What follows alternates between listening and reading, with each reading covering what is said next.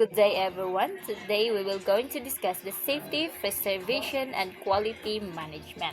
First, let us define the food safety standards. When we say food safety standard, it refers to the rules, guidelines, and requirements that must be followed to ensure the food is safe to eat and free from contamination.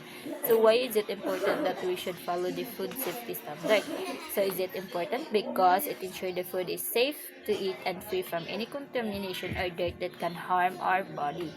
Next is prevention of spillage or contamination. So when we say prevention of spillage or contamination, it means doing practices to stop food from getting spoiled or dirty. So there are ways to prevent spillage or contamination. First is good hygiene. So it means we need to keep ourselves and our tools clean so that no germs will transfer to the food. Second is proper storage. So it means keeping the food in the right place to prevent it from being easily destroyed or spoiled by heat or air.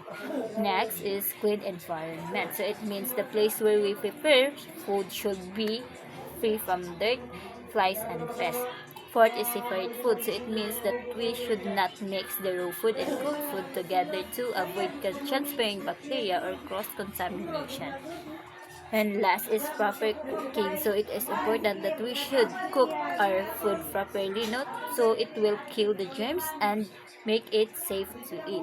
So next is storage condition. So when we say storage condition, it refers to the proper way of keeping foods to maintain the safety, quality, and freshness. So it is not just putting food anywhere, but we must consider how we store it. So it includes temperature, no? So it means we control the temperature if the place is hot or cold kay nadyo mga pagkaon or mga raw food na need sila ibutang sa cold nga temperature or sa room na temperature. So, example is ayang milk and the meat. So, we need to put them in the cold place or in the refrigerator to stay fresh. And the canned goods to a room temperature. So, next is humidity. So, when we say humidity, no, it is the amount of moisture or water in the air. So, if the place is too wet, no, the molds will grow on our food, especially in bread and our leftovers. So, we need to put it in the dry places. So we need to control also the humidity. So next is light exposure. So we say light exposure, dapat dili na to sobraan og expose ang ato ang pagkaon sa sunlight or bright light. So it because it can lose its vitamins, change color or taste different. So that's why now we should keep the food in a dark place or in the dark cabinet or container. So next is container. So is it important na we should choose a right container for a certain food kay nga naman because using a correct container, no, it keeps dirt, insect, and bacteria away, and also it prevents the food from spilling or getting contaminated.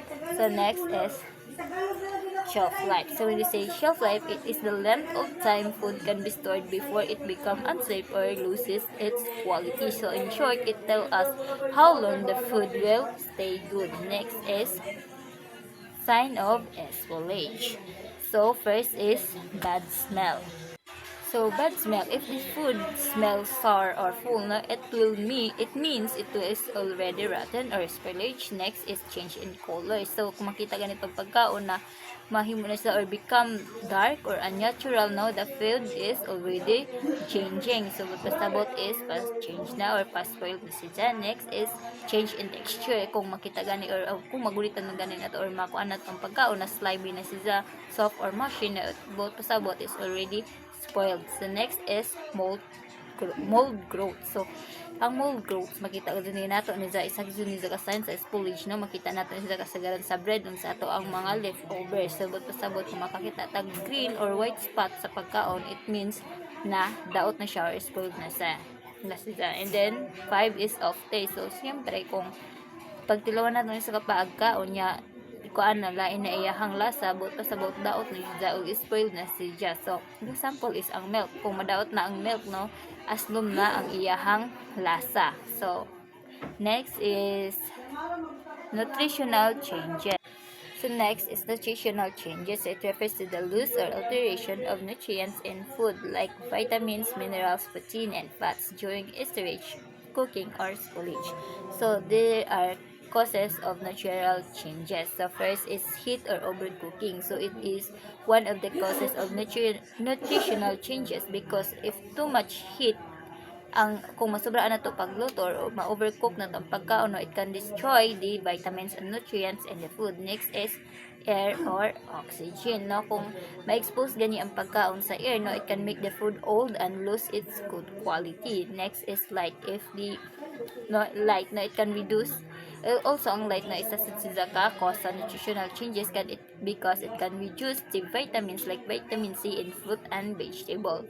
Next is time and storage, no, isa sa cause sa nutritional changes because the longer we keep the food, no, the more nutrients are lost over time. So next is sensory evaluation. So next is sensory evaluation. So we should use our senses when tasting or checking the quality of food using the smell, sight, taste, touch, and hearing. So sa sight now we look at the color and appearance of the food. Sa smell is ang iyahang good aroma, kung okay pa ba ang iyahang baho, kung gana pa ba o dili na. Next is ang taste, no, if kung lasado pa ba, lami pa ba siya or kanaang something lain na ang lasa. Next is ang touch, no, we should check the kuan sa food kung slimy na ba siya ang iyahang texture, kung slimy na ba, hard na ba, or soft ba. Nga na, and sa hearing, no, we should listen to the sound sa food, no, like kung example ang crunchiness sa food, no, da kuan nga to ang i-taste kung crunchy pa ba siya or dili na. So why is it important to use the sensory evaluation? So it is important to use the sensory evaluation to help us decide if the food has good quality and it's pleasant to eat or kanang pwede pa ba siya kaunon. So that's all.